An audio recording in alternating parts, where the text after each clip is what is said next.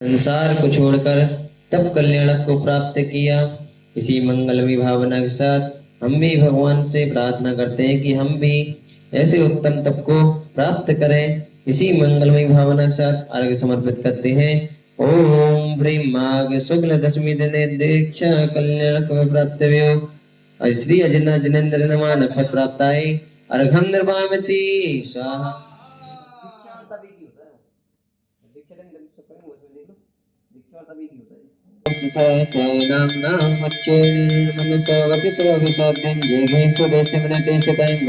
सिंहासने विधवत्तनिवेशयामि श्री शांतिनाथ भगवान बड़े बाबा मेरे। ओम ह्रीं श्री